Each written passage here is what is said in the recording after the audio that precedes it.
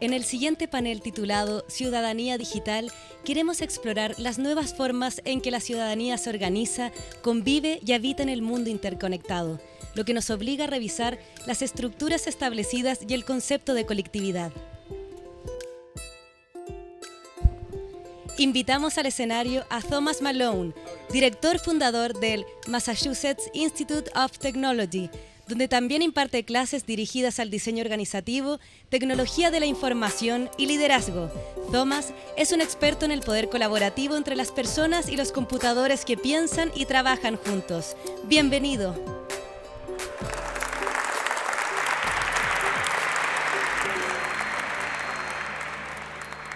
Good afternoon. Buenas tardes, es un placer de estar aquí hoy día.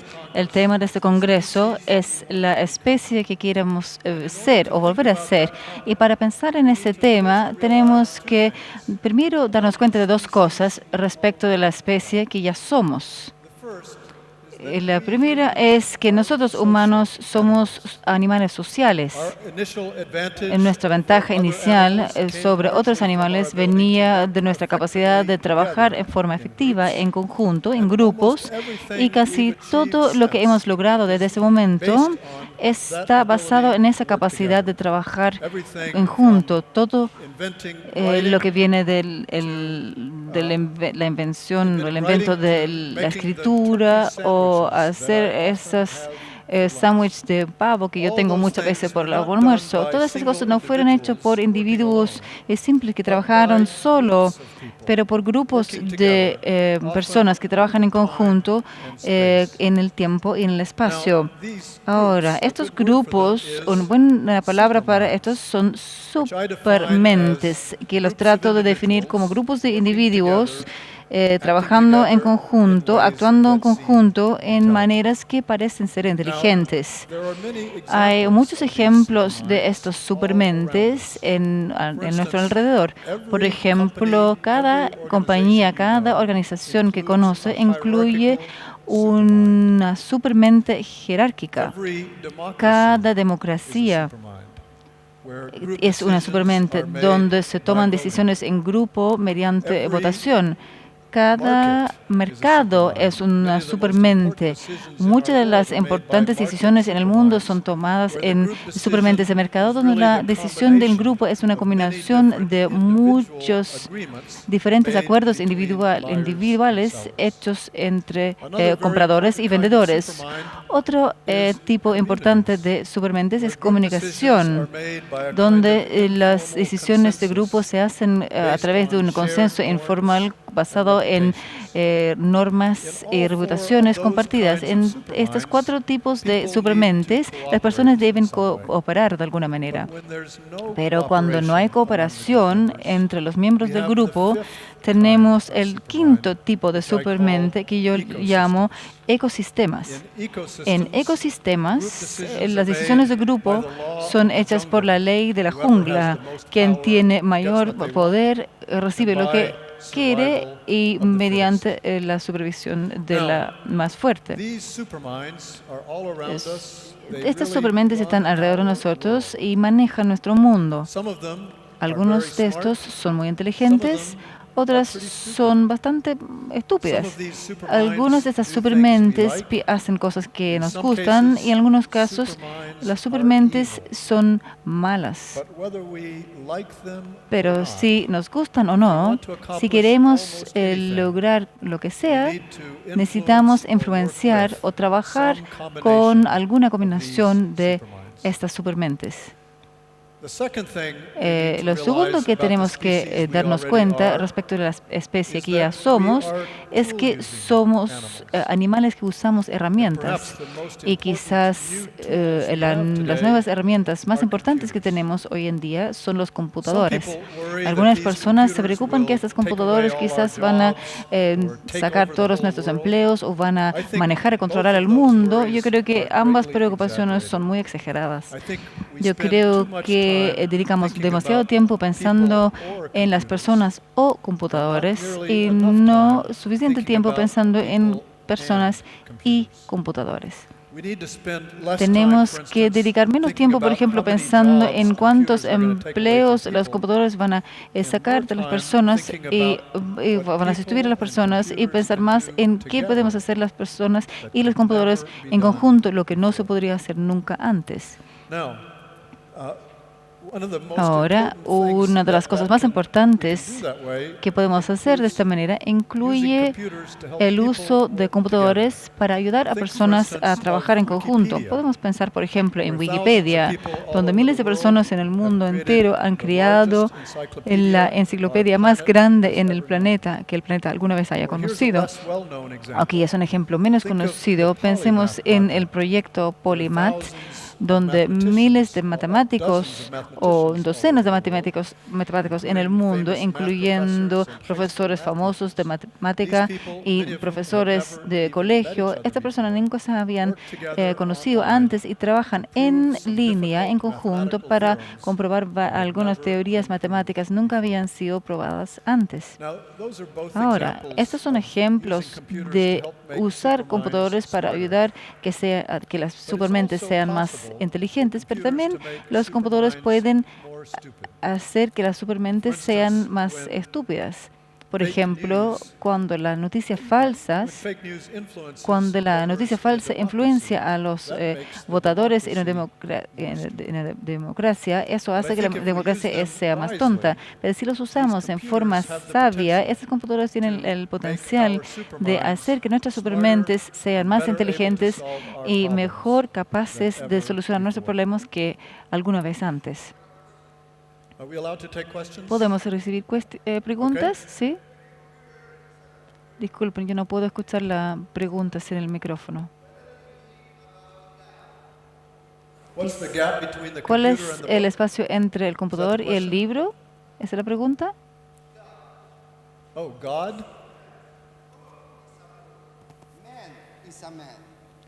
Hombre es un hombre, pero ¿qué piensa de Dios?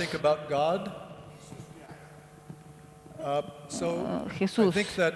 Yo creo que los valores que tenemos como individuos son muy importantes en la determinación cómo trabajamos en conjunto con otros individuos y cómo trabajamos con computadores. Yo creo que para muchas personas la mejor manera de pensar en esto es en términos de una relación con un Dios. Por lo tanto, yo creo que no es irrelevante a lo que estoy hablando. Para continuar, yo creo que una de las preguntas más importantes que podemos hacernos respecto del tipo de especie que queremos ser es la siguiente. ¿Cómo pueden las personas y los computadores ser conectados para que en forma colectiva actúen en forma más inteligente que cualquier persona, grupo o computador haya hecho antes?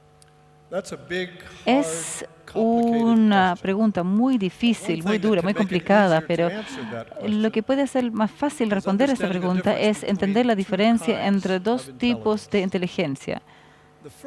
La primera es la inteligencia especializada, la capacidad de lograr objetivos específicos en ambientes dados. La siguiente es inteligencia general, la capacidad de lograr un amplio rango de objetivos en un amplio rango de situaciones. Ahora, aquí hay algo que muchas personas no saben. Incluso los computadores más avanzados en el mundo hoy día pueden solo tener inteligencia especializada. El programa IBM Watson, por ejemplo, que ganó contra los jugadores los mejores en Jeopardy. El programa que lo conozco de la persona que lideró este desarrollo no podía ni siquiera jugar tic-tac-toe y ni siquiera ajedrez.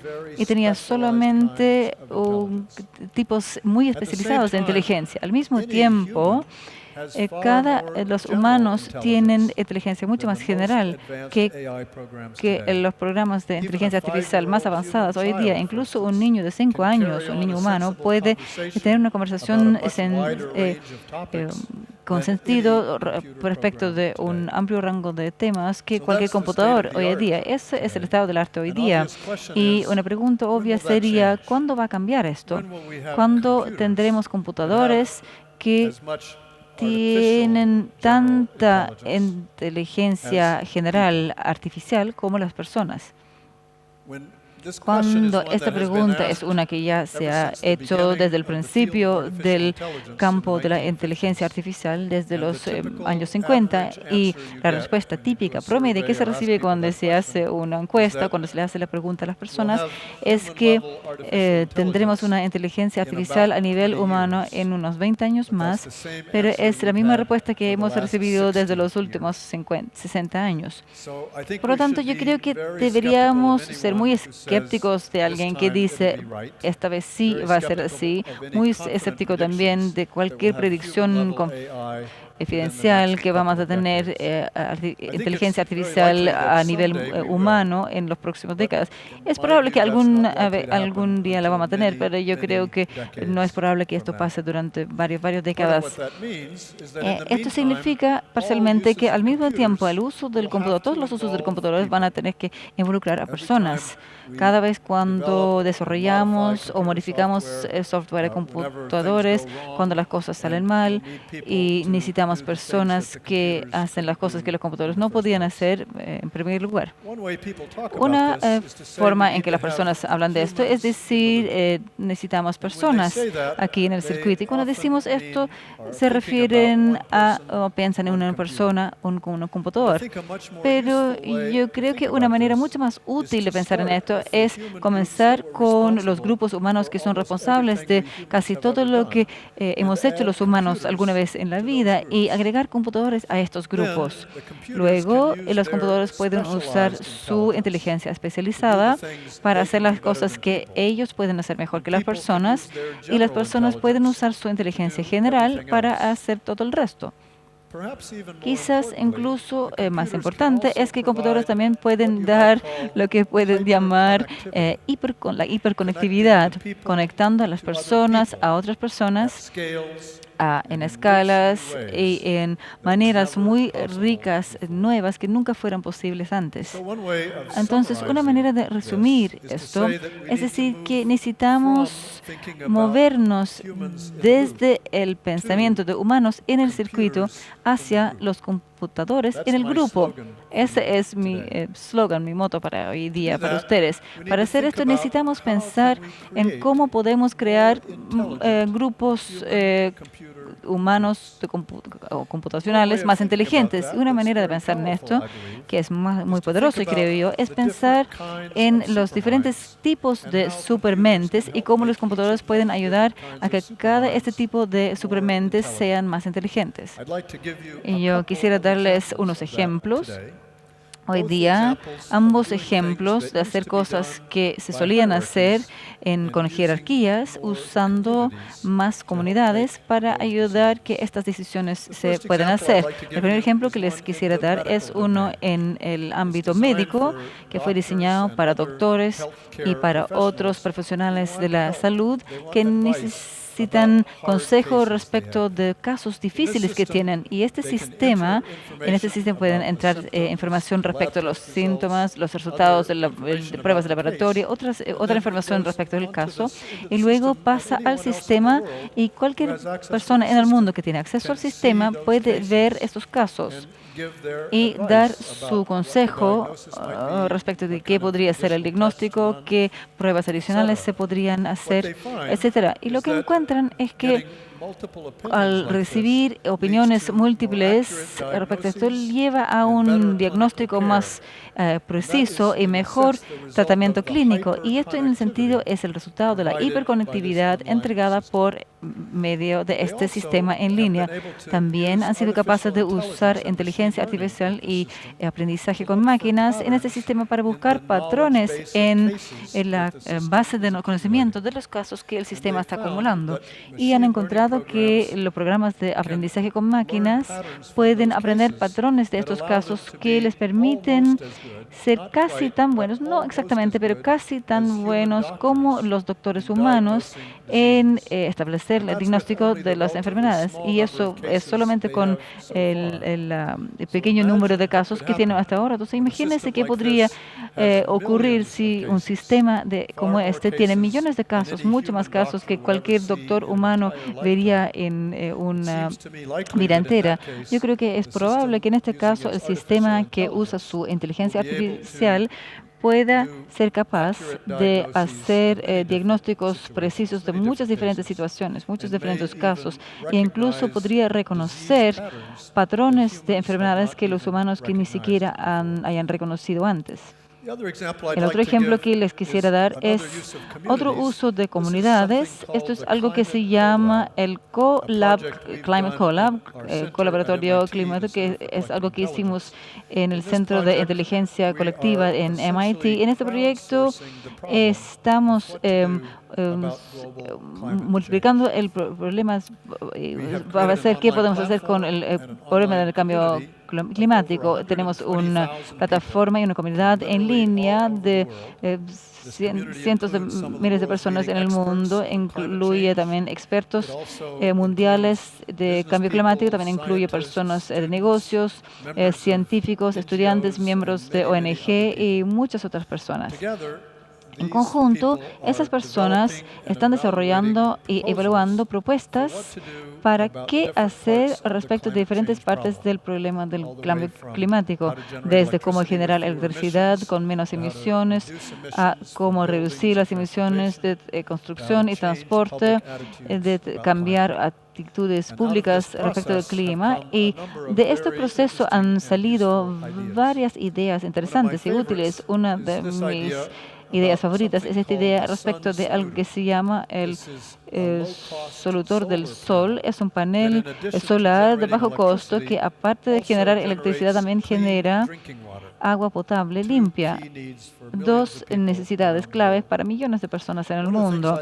Una de las cosas que me gusta más de esta idea es que no vino de un experto en alguna parte de MIT o Stanford, sino venía de una persona joven, la mujer joven que sale en la imagen. Ella tenía la idea para este aparato cuando tenía solamente 16 años de edad, y ella después salió de la Universidad de Princeton Universidad, salió de ahí para ayudar en trabajar a tiempo completo para ayudar a personas a vender este aparato. Estos son solamente algunos ejemplos cómo los computadores pueden ayudar a las supermentes que sean más inteligentes. Hay muchos ejemplos en mi libro que se llama Supermentes, incluyendo cosas como predecir terrorismo, cómo lidiar con la pérdida de un trabajo o hacer planificación estratégica corporativa y muchas otras cosas.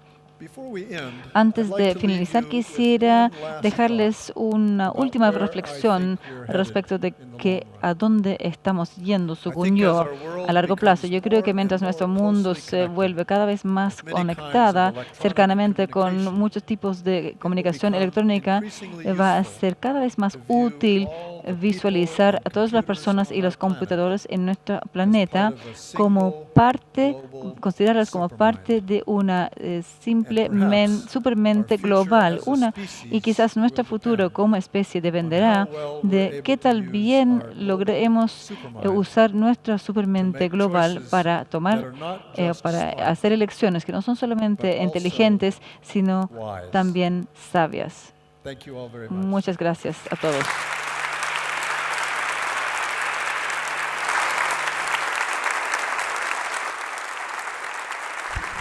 Agradecemos la presencia de Thomas en esta fiesta científica.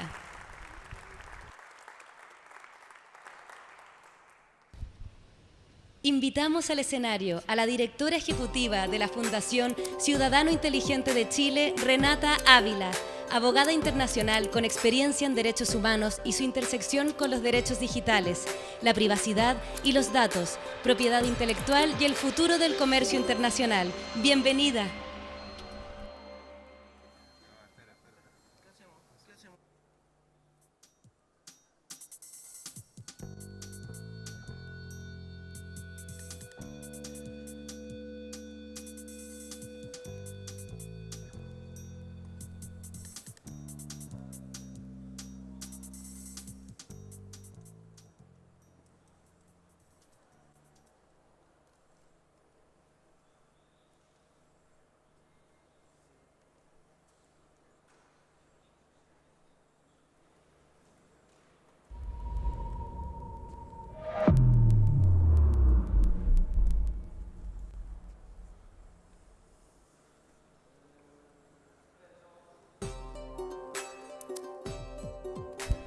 Invitamos al escenario a Tiziana Terranova, doctora en Medios y Comunicaciones en Goldsmith College University of London.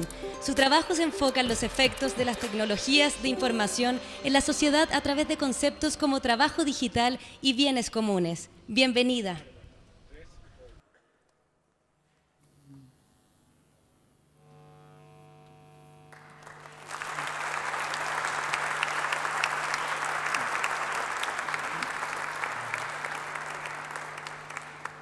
Buenas tardes, Good afternoon. me llamo Tiziana Terranova y soy de la Universidad de Napoli Orientale, en Italia. Y estoy muy feliz de estar aquí con vosotros en este bellísimo Chile. Gracias. Okay, today I'm going to talk to Hoy you voy a about hablarles this sobre idea, esta idea technosocial infrastructures de la for the infraestructura country. tecnosocial y voy a tratar de explicar a qué me refiero con eso. En 2009, 10 años atrás, cuando iPhone lanzó su campaña, hay una app para eso. Se siente como mucho más tiempo.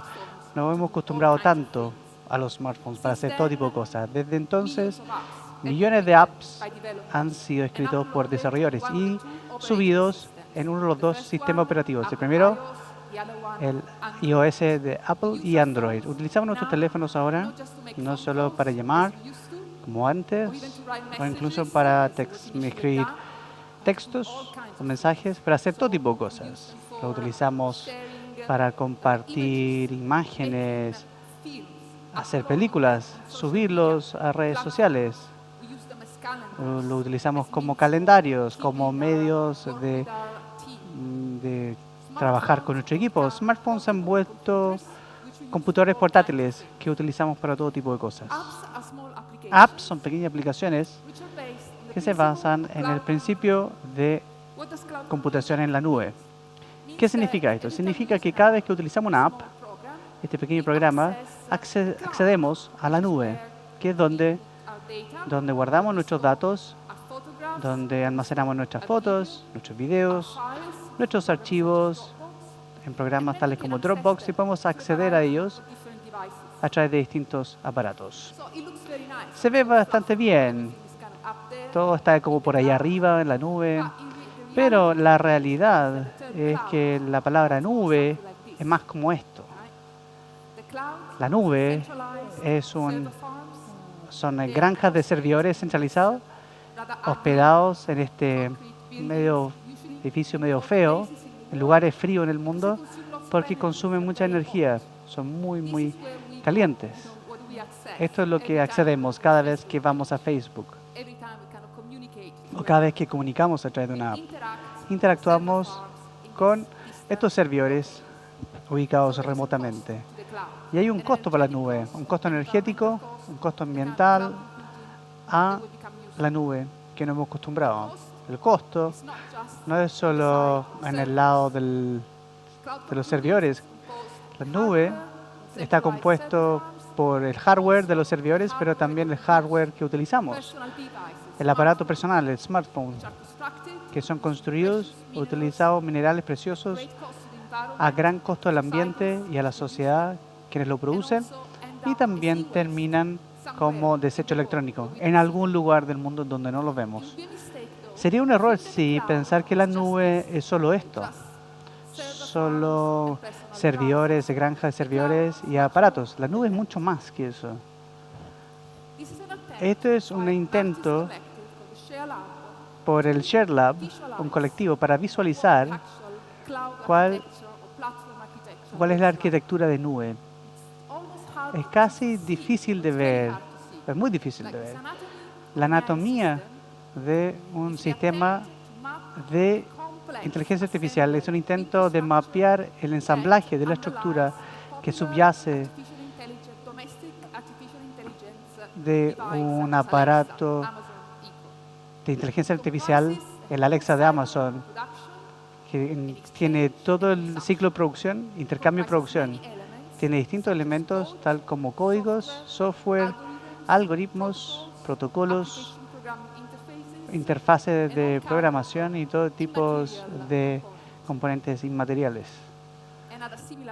Otra cosa similar que hicimos con Facebook, construyendo este mapa de la factoría algorítmico de Facebook. Estas son imágenes complejas, son tanto así que ni siquiera las empresas que los usan saben qué está ocurriendo. Hay tantas líneas de código, tantos componentes, empresas, publicidad, pedazos y pedazos de código, desarrolladores. Esta es la infraestructura tecnosocial de nuestra época, o por lo menos una parte de ella.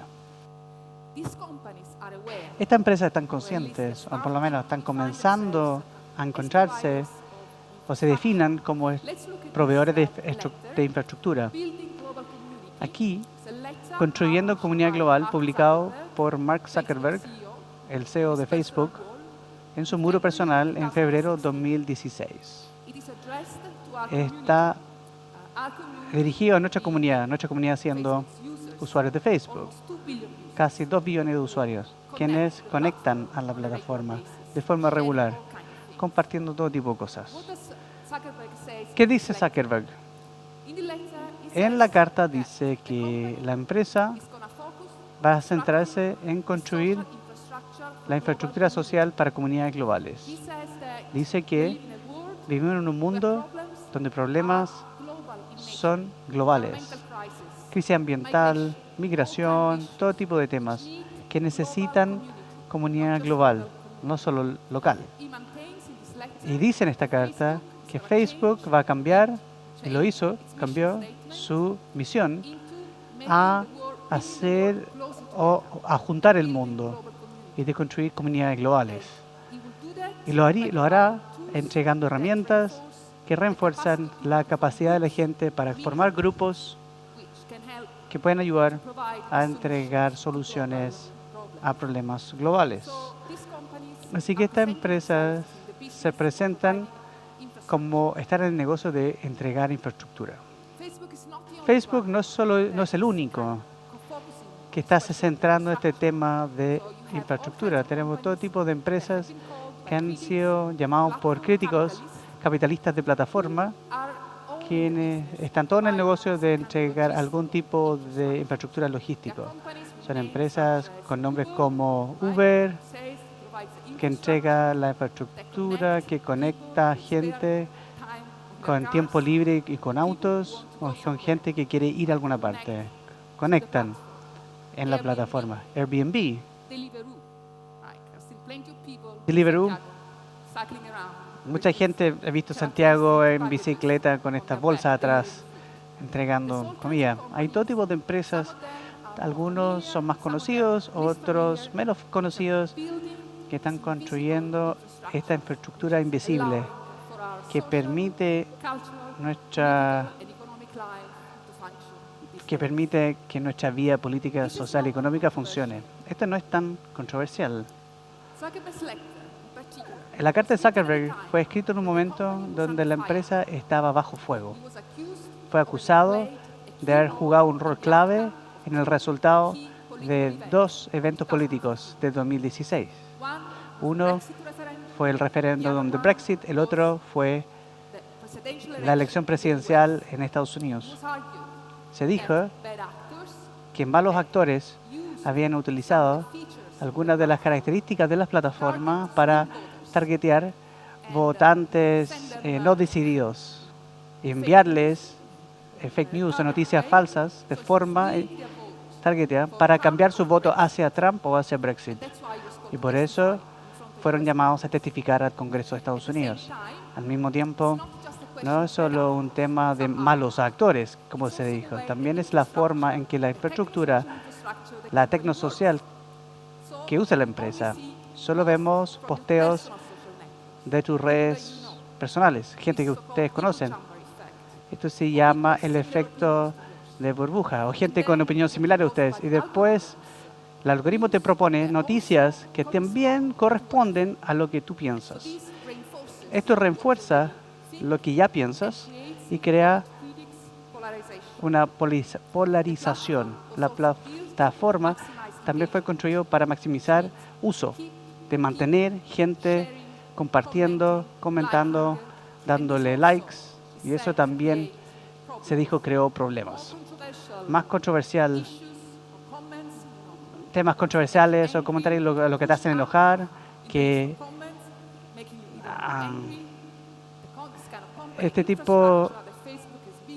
esta infraestructura que ha construido Facebook no está funcionando y quizás el problema es estructural. Lo mismo es verdad para el llamado Geek Economy, o lo que lo llama la industria, esta economía de compartir cosas, de compartir habitaciones no usadas o tiempo en nuestros autos. Pero nuevamente, críticos lo llaman la economía de geeks o de nerds, pero también se dice que es una economía que tiene pocos empleados permanentes y la mayoría de las tareas son asignados a trabajadores freelance o independientes. Cuando se cambió el algoritmo en Londres y bajó el pago por sus conductores, en el caso de Uber, que no tenía ningún medio en la plataforma para coordinar. Pero hackearon la plataforma, se registraron como usuarios y después comenzaron a hablar entre ellos. Después organizaron un tipo de huelga y fueron a la sede central de la empresa y fueron impactados. No estaban acostumbrados de ver trabajadores. Eran solo números que aparecían moviéndose, así que tuvieron que sentarse a negociar. Una plataforma puede echarte sin darte ninguna explicación. Empresas ahora están haciendo lo que gobiernos antes hacían. El proyecto de Chile Cyberstain fue un pionero para Japón construir una economía a través de computadores, una economía a través de computadores centralizados. Lo mismo ocurrió en la Unión Soviética. La historia de la Unión Soviética, el intento de utilizar cibernética para hacer correr la economía a través de computadores. ¿Qué tipo de decisión tenemos? Nuestra decisión es vivir a través de la infraestructura social, tal como Facebook, o socialismo de Estado, el tipo que está controlado por gobiernos, tal como en China.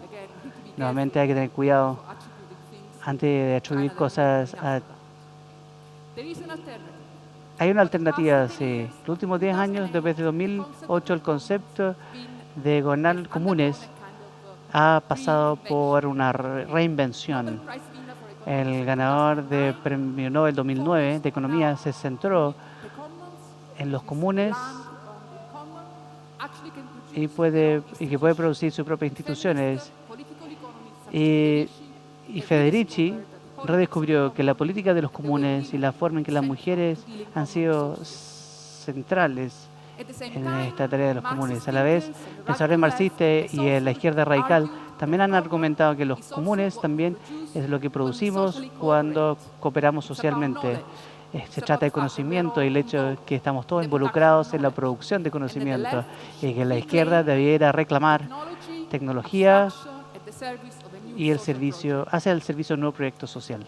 Quiero dejarles ahora con otros ejemplos rápidos de intentos de traducir esta idea de infraestructura de los comunes. No sé, son intentos, se preocupan a nivel de ciudad municipal, como en Barcelona, quien ha estado luchando de tener soberanía, de tener control de la infraestructura de la ciudad, que ha sido terciarizado a empresas privadas, también utilizando proyectos del Reino Unido, de la Unión Europea, Decode, plataformas para participación ciudadana y para control de datos. Piensen en proyectos como Fairbnb, cooperativismo de plataforma, donde trabajadores pueden ser dueños de la plataforma y decidir cómo usarlo y compartir las utilidades.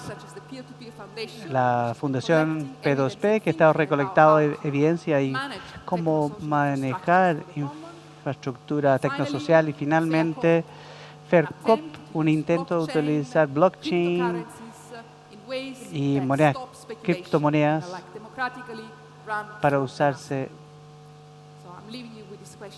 también. Le dejo esta pregunta. ¿Quién ¿Quién va a construir la infraestructura tecnosocial para los comunes planetarios? Muchas gracias.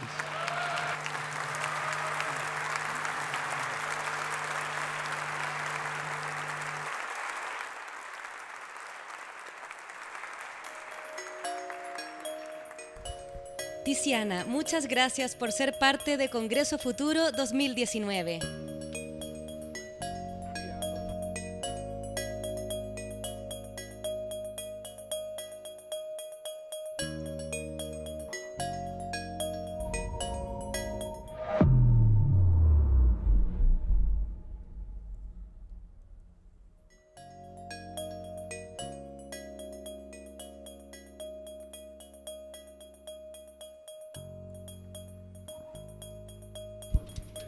Invitamos al escenario a Melissa Arnoldi.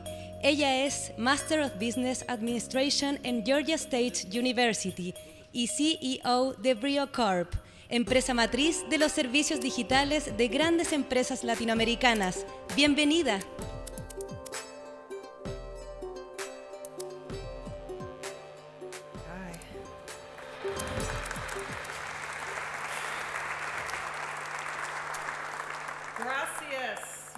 Buenas tardes, me alegro de estar aquí. My name is Melissa Arnoldi. Soy Melissa Arnoldi, trabajo para AT&T y soy el CEO de Brio Corporation, que es una holding para dos grandes negocios aquí en Latinoamérica. Uno es nuestro DirecTV Latam, el otro es Sky Brasil. Y para aquellos que no conocen AT&T, somos una de las más grandes empresas de tecnología medios y hemos estado bajo mucha transformación. Somos una empresa de 120 años, pero puedo decirles, durante los últimos 4 años hemos tenido grandes transformaciones. Gracias primero a la compra de DirecTV. Eso fue un activo que trajo video a nuestro negocio. Segundo, recientemente cerramos la compra de Time Warner, que ahora llamamos Warner Media. Así que ahora no solo tenemos conectividad para nuestros clientes, tenemos entretenimiento y Brio es la empresa más grande de entretenimiento en Latinoamérica de una perspectiva digital. Así que déjame comenzar diciendo, estoy muy contenta de estar aquí en Chile, un país que es conocido por emprendedores, es conocido por tener hackatones, por su creatividad. Creemos en AT&T que eso es importante para el futuro. Esas son las características y la personalidad que necesitamos no solo en nuestra empresa, pero dentro de un ecosistema para realmente impulsar la innovación. Así que tomaré algunos minutos con ustedes hoy. Hay 4 puntos claves que me gustaría dejar con ustedes y cubrir. Primero es transformación digital. Está entre todos nosotros, lo vemos, lo sentimos, lo podemos leer y les hablaré sobre la transformación digital dentro de telecomunicaciones y entretenimiento. Segundo, piensen en esta transformación y lo que está haciendo con nuestros consumidores. Están comportándose de forma distinta. La oportunidad que nos presenta es distinta. Así que hablaremos sobre el comportamiento de consumidores. Tercero, información sobre Latinoamérica y finalmente quiero terminar con algunas ideas sobre los cambios inevitables que vemos desde el punto de vista regulatorio. Bueno, hablemos sobre transformación digital. Pienso que sorpresa para ninguno aquí en esta sala que nuestras vidas están constantemente cambiándose. Piensa en nuestra historia en AT&T. Nosotros vivimos de la transformación. Sabemos lo que cambia, entendemos lo que tenemos que hacer para asegurar de tener productos y servicios que sirven a nuestros clientes. Y si piensan en la transformación, solo dentro de AT&T, es solo un ejemplo con lo que está ocurriendo en el resto del mundo. Antes de unirme a Brio como CEO, era líder de una de las más grandes organizaciones de tecnología y redes en el mundo. Así que puedo hablar de la experiencia que hay verdaderos pioneros e ingenieros trabajando en AT&T. Si piensan en nuestra transición como una industria y cómo hemos experimentado este gran cambio desde inalámbrico, de voz a datos, no es sorpresa de que no solo tenemos que cambiar como organización, pero nuestra infraestructura y nuestra arquitectura tiene que cambiar también. Así que quizás como un ejemplo mostraré o compartiré que desde el 2007 hemos visto más de 470% de incremento en tráfico en nuestra red, tráfico de datos. Y tráfico de video ha incrementado más del 75% en el último año. Así que para el 2022 estimamos que video puede ser 75% de nuestro tráfico móvil. Piensen en la arquitectura subyacente cuando vamos a inalámbrico, voz a datos y después a videos. Sabíamos que tenemos que cambiar la forma en que nuestra red se construye. Tenemos que ir de hardware a que todo se corra en software. Tenemos que entender y cambiar de trabajar en nuestros centros a poner cosas en la nube. Y por supuesto, piensen en cómo desarrollamos aplicaciones, no solo aplicaciones, pero desarrollar servicios. También cuando piensan en transformación digital, escuchan mucho sobre 5G, todo lo que hay detrás de 5G.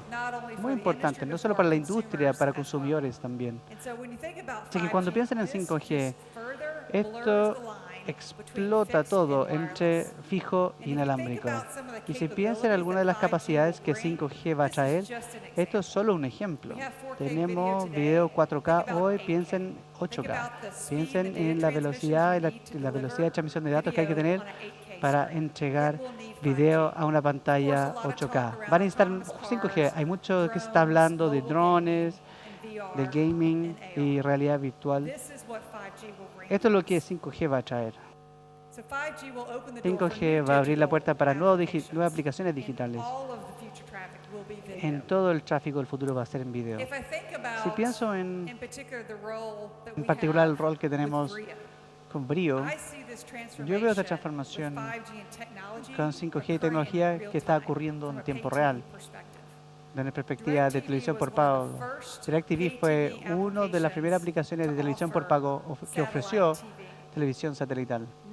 Ahora, con la revolución y la evolución de tecnología, recientemente hemos lanzado nuestra plataforma OTT y comenzamos aquí en Chile primero. Así que piensen en la transformación de satélite a over the top. Eso todo es posible por los avances de tecnología. Así que hablemos ahora entonces del comportamiento de consumidores. ¿Qué significa transformación digital para nuestros consumidores? Nunca antes han tenido un gran rango de servicios disponibles para ellos a tan bajo costo. Entre lo más importante es redes sociales y cómo consumimos contenido. Si piensan en la industria en donde opera DirecTV, televisión por pago, solo 20 años atrás, televisión por pago, realmente solo tenía la opción de 3 o 4 canales de transmisión. 20 años lanzamos DirecTV y ya podemos ofrecer más de 100 canales. Le dio a consumidores más opciones y impulsó la producción de nuevos contenidos, apuntando intereses específicos de nuestros clientes. Pero eso no era nada comparado con lo que vemos hoy. Piensen ahora, televisión, como era antes de ver una pantalla grande en la casa, ahora puede ser visto en smartphones y tablets. Y esto significa no solo más contenido, pero nuevos formatos. Tenemos video on demand, contenido creado por consumidores y también tienen contenido que es apoyado por publicidad que se ha vuelto muy relevante a los consumidores. Así que los consumidores no solo tienen más opciones, pero pueden adaptar sus preferencias a lo que les gusta incluso más. Por supuesto, estos cambios que están impulsando las preferencias de los consumidores, tienen que pensar qué quieren los consumidores. Más importantemente, los consumidores nos dicen que quieren que su contenido sea simple, social y real. Pensemos entonces, ¿qué se necesita para hacerlo social, social y real? Comencemos con simple. Creo que una de las preguntas que yo escucho más frecuentemente es ¿por qué no puedo ver lo que quiero ver, cuándo quiero verlo, en el aparato que quiero verlo? Eso es la pregunta que estamos tratando de lograr. Consumidores realmente no les importa sobre las redes, licencias ni plataformas. De hecho, ni siquiera le importa mucho acerca de verlo en una pantalla grande ya.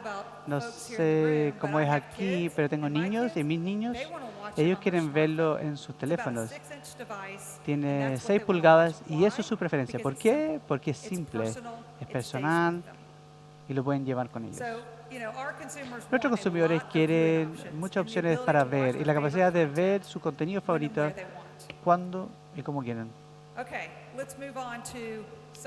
Pasemos a lo social. También sabemos lo que les importa es que quieren que su contenido sea, que los involucre y que sea social. Piensen, sus familias y amigos son los influenciadores más cercanos que tienen. Son la gente que ustedes confían más. Así que no hace sentido de que cuando estás con tu familia y amigos quieran compartir contenido con ellos. Debería ser fácil, ¿no? Bueno, en sitios de redes sociales, compartir contenido creado por usuario, pero cuando se trata de compartir contenido de alta calidad o premium, eso ya no es tan fácil. Cuando la gente quiere entretenimiento premium, quieren solo compartirlo con sus amigos y los datos nos muestran que la confianza es rey. Así que si piensan en hoy, la forma más creíble de publicidad es ¿qué cosa? Está entre consumidores que tienen recomendaciones para su familia y amigos. Eso es lo que es importante. De hecho, 83% de consumidores confían en esas recomendaciones de sus amigos y familia más sobre publicidad tradicional. Y vamos a ver dónde va la tendencia. Casi la mitad de los millennials de hoy encuentran su contenido a través de redes sociales. No hay sorpresa. No de publicidad tradicional. Lo tercero que hablan expresa un deseo de mantenerlo real. Están menos interesados en los famosos tradicionales o esperando la próxima película o el próximo disco.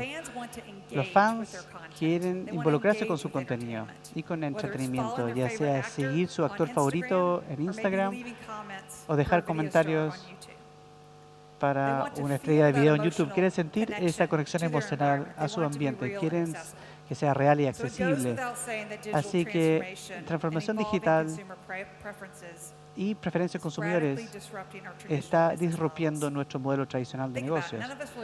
Piensen, ya nadie paga por llamadas de larga distancia. Las velocidades de ancho de banda de antes ya no son adecuadas para ahora. Quiero cambiar por un minuto para hablar sobre Latinoamérica. Lo que vemos en Latinoamérica desde AT&T es que hay crecimiento importante. Y AT&T ha demostrado que somos un inversor. Y Río es una demostración de eso. En Latinoamérica vemos una región con mayor crecimiento económico que los mercados más maduros en el mundo. Latinoamérica y el Caribe se espera que crezcan 2.6% cada año en promedio para los próximos 5 años, versus 1.7% para la economía avanzada.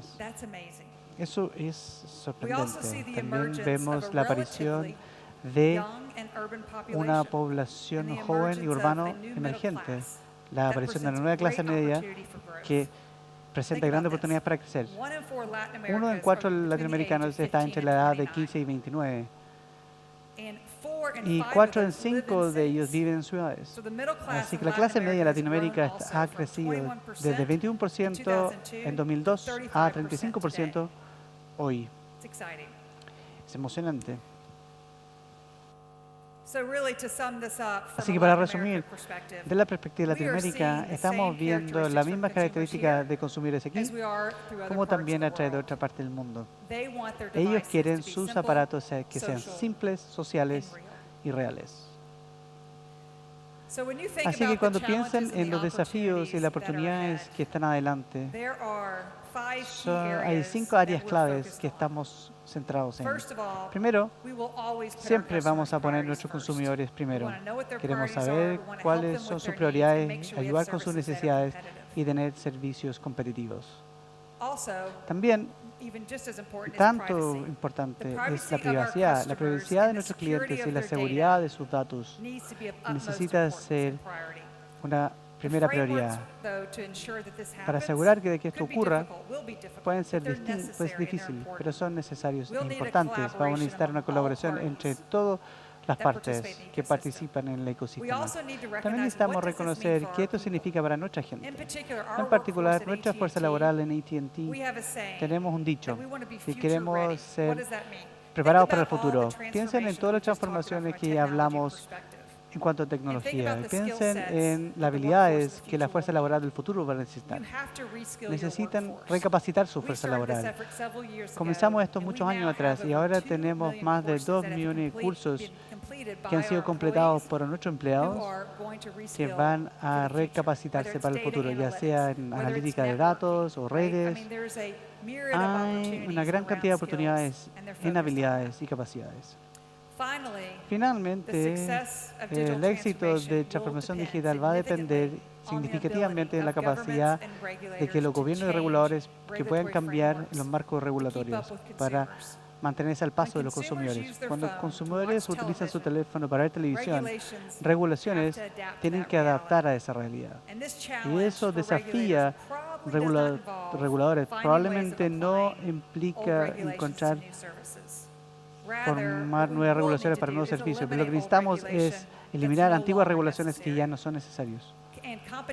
Y competencia es clave para mantener la innovación en beneficio de nuestros consumidores. Así que, para cerrar, muchas gracias por su tiempo hoy. Estoy confiada de que voy a volver a Chile muchas veces a través del año. Y AT&T y de DirecTV somos un actor clave en telecomunicaciones, medios, en este sector, y trabajamos para seguir atendiendo a nuestros clientes con la mejor tecnología y que entregamos la ciudadanía digital que necesitamos para el futuro. Así que gracias y gracias nuevamente por invitarme.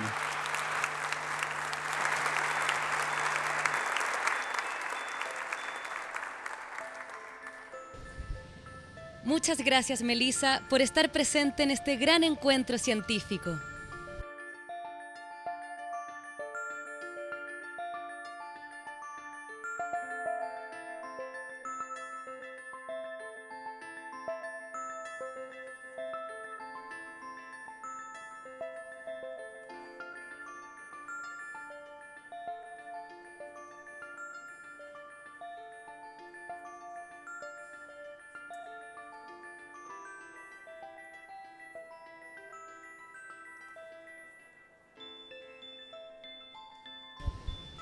Para cerrar este panel, invitamos al escenario a la directora ejecutiva de la Fundación Ciudadano Inteligente de Chile, Renata Ávila, abogada internacional con experiencia en derechos humanos y su intersección con los derechos digitales, la privacidad y los datos, propiedad intelectual y el futuro del comercio internacional. Bienvenida.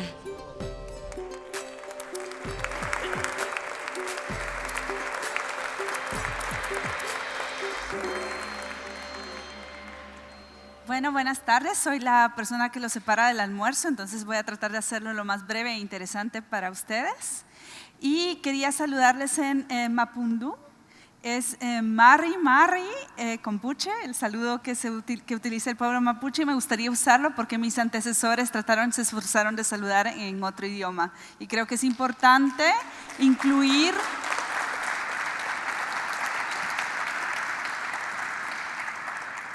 todas las voces, y ese es un punto crucial para la ciudadanía de hoy y de la ciudadanía del futuro.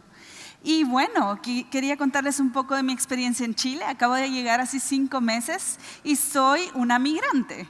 Y la migración como derecho humano es uno de los espacios importantísimos a considerar cuando se habla de ciudadanía y ciudadanía digital, porque estamos en época de contradicciones.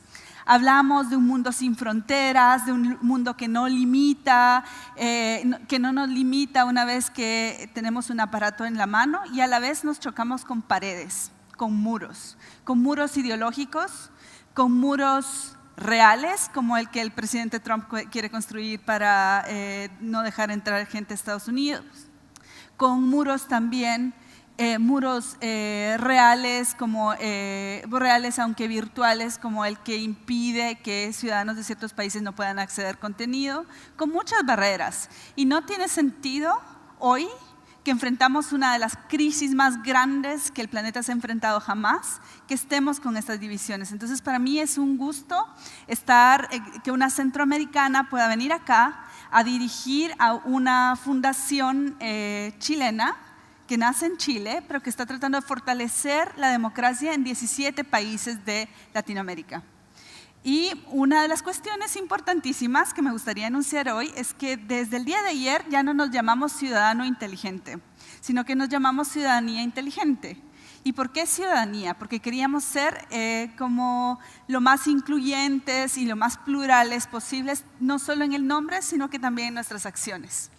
Y bueno, el tema de ciudadanía digital, hace 10 años, cuando yo lo empecé a explorar, era muy utópico.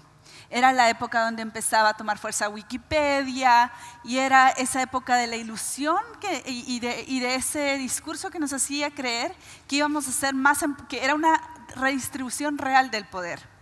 Esa reducción de la distancia entre gobernantes y gobernados, esa posibilidad de escribirle un correo electrónico en tiempo real a mi representante, o de poder pedir información pública que antes no estaba disponible, que antes solo estaba en espacios cerrados y en oficinas con candados. Bueno, era época de mucha ilusión, la primera y la mitad de la segunda década de este siglo, y luego las cuestiones empezaron a cambiar radicalmente.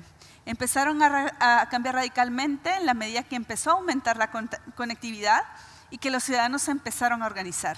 Y empezaron a utilizar esta nueva conectividad para realmente ejercer un poder real.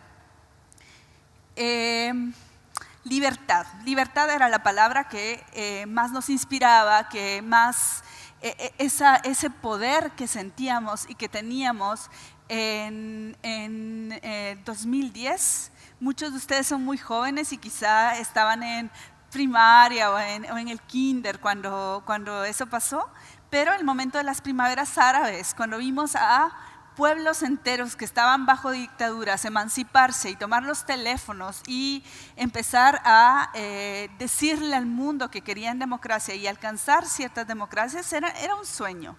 Era un sueño que aquellos que estaban en el poder por su desconexión con el mundo digital lo miraban muy lejos y no lo vieron venir. No vieron venir cómo muchísimos jóvenes conectados al mundo empezaron a movilizarse y a demandar mejores democracias. Pero luego, obviamente, con la gran revolución que pasó en Oriente Medio primero, y luego con los indignados en España, y luego también con Occupy Wall Street en Nueva York, ya los poderosos empezaron a ver el potencial. Y eso, libertad de Internet, libertad de Internet, libertad de Internet, empezó a ser bueno. Esta es una amenaza real a la estabilidad de ciertos sectores que estaban como con el poder consolidado.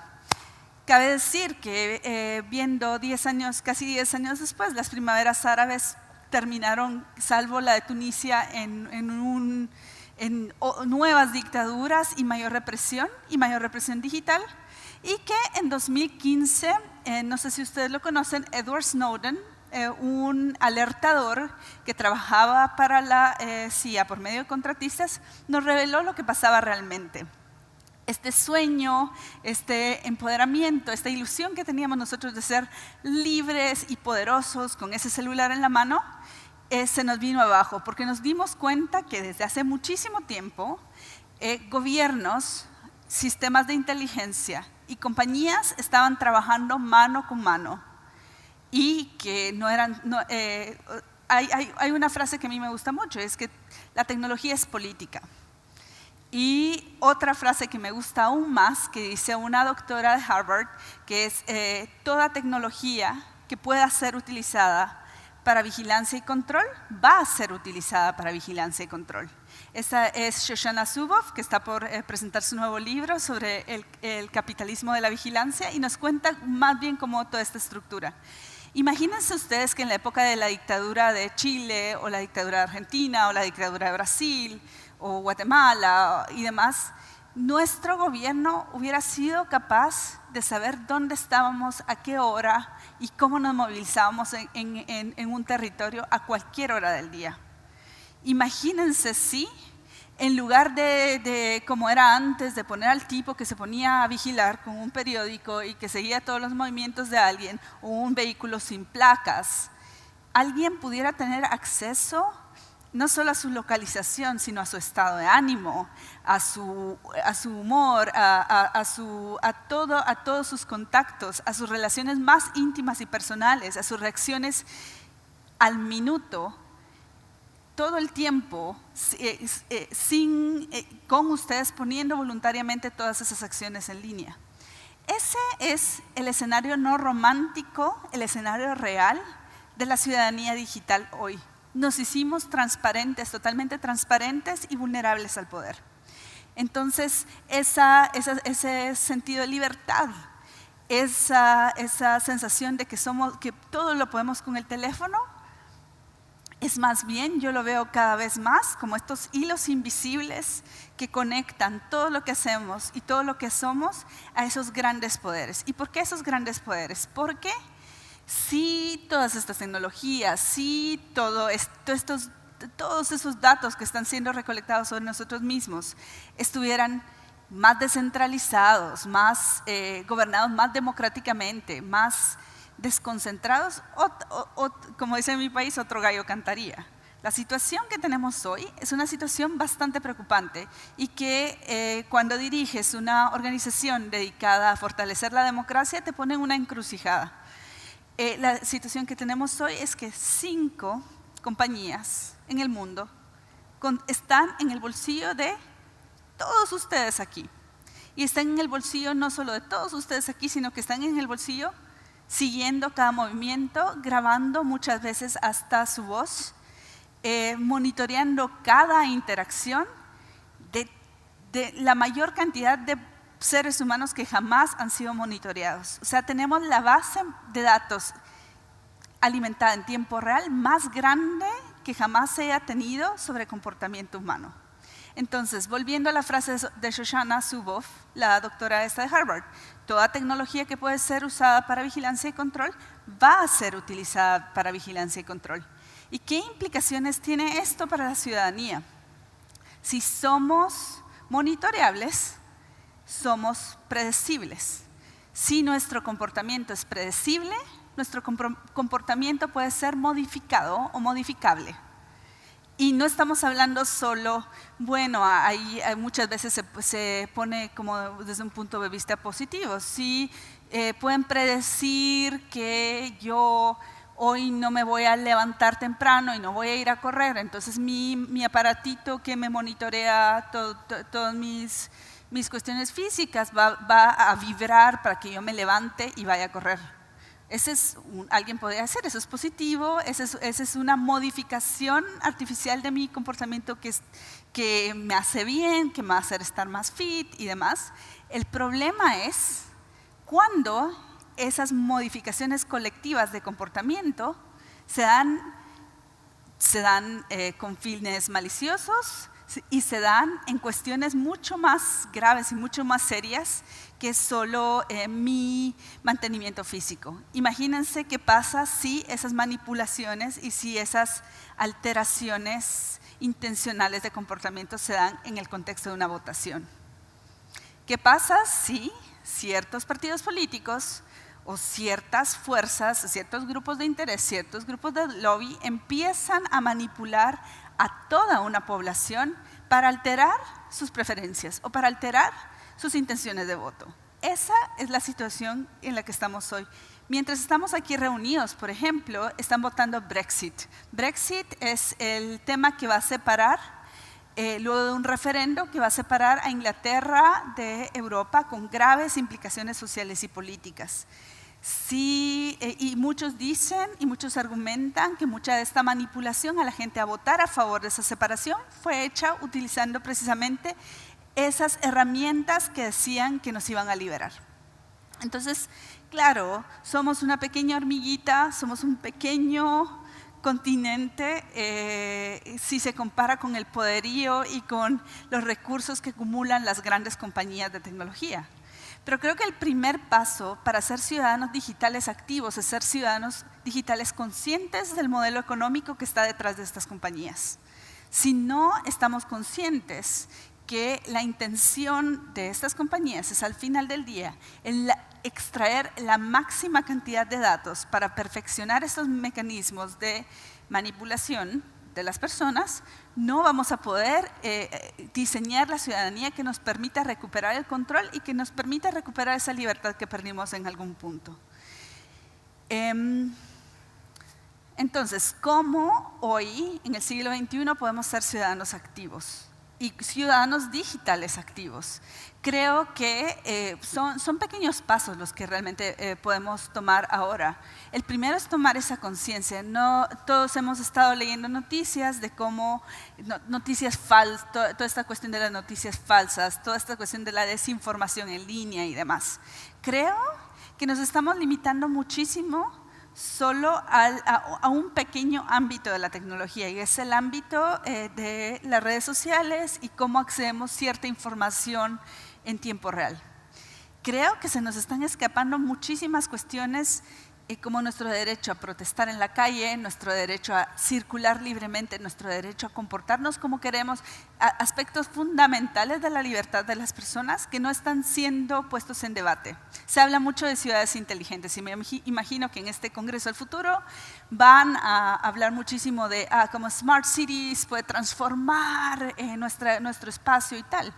Pero algo que nunca se habla es, queremos transferir en el Estado, o queremos transferir en el poder municipal, o queremos transferir en las empresas ese poder de vigilarnos todo el tiempo.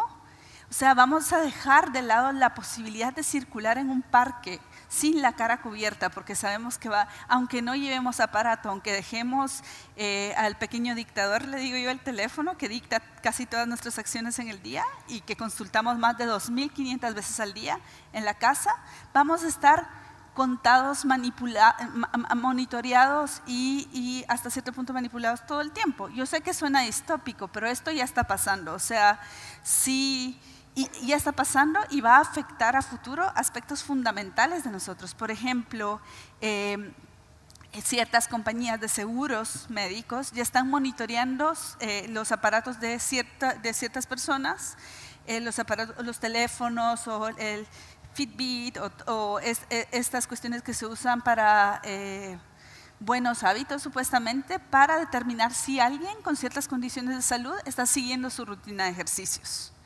O ya están monitoreando ciertos hábitos electrónicos para saber si alguien con cierta condición médica no la declaró en el seguro.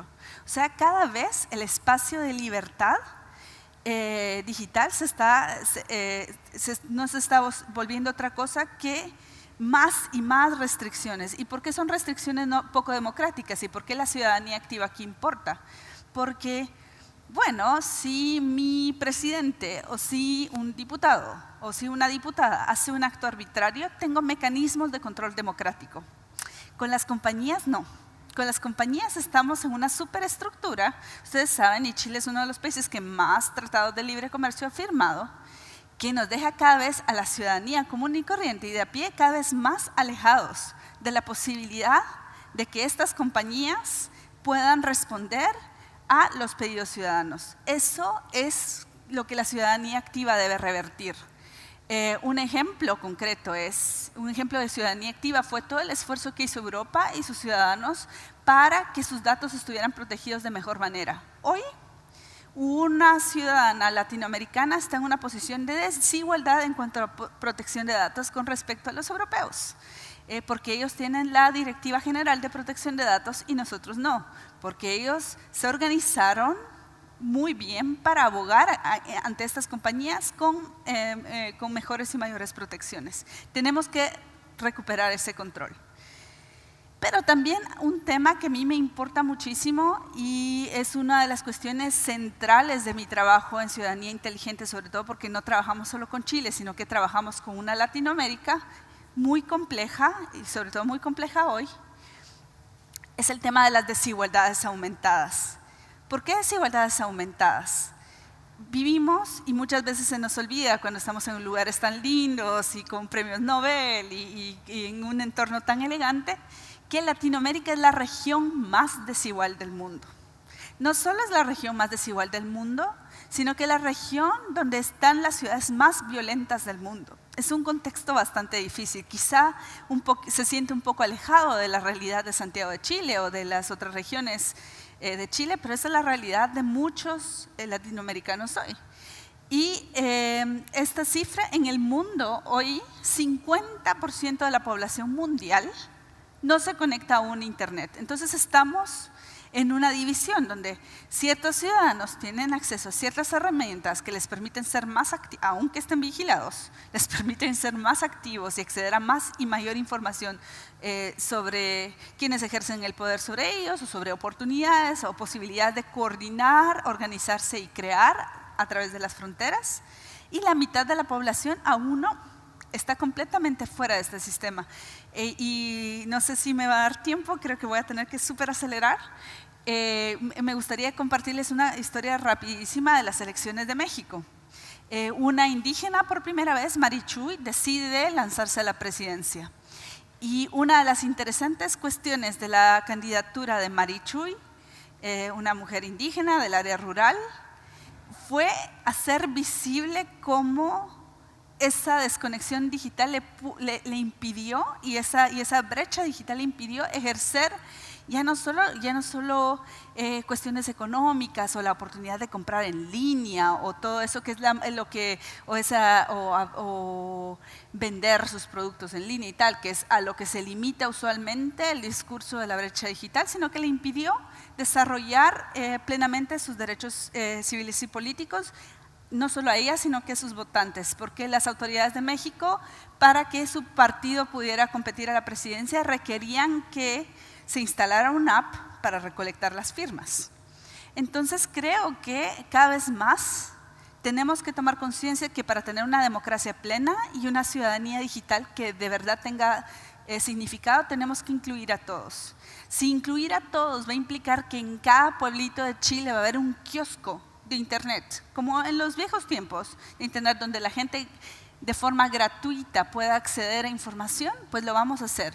Si una ciudadanía digital completa va a implicar mayor y mejor educación a nuestros adultos mayores, para que puedan aprovechar y entender mejor las herramientas que usamos, pues lo vamos a hacer. O sea, ¿cómo vamos a hacer que esta ciudadanía, con estas nuevas herramientas, estas habilidades aumentadas que hablaba Tomás, todas estas posibilidades que hablaba Melissa, ¿cómo vamos a hacer para que tengan una repercusión real en nuestras democracias y las fortalezcan? Solo incluyendo a todos y solo poniéndonos en el lugar de la persona más desconectada, más aislada y más vulnerable de nuestras sociedades. Si hacemos fuerte esa última parte de la cadena, esa última parte de esta brecha, yo creo que vamos a lograr que la tecnología, recuperar el control de la tecnología, recuperar el control de nuestras democracias y finalmente que esa promesa de libertad, de desarrollo y de mejor calidad de vida sea real para todos y no sea solo un info comercial. Gracias.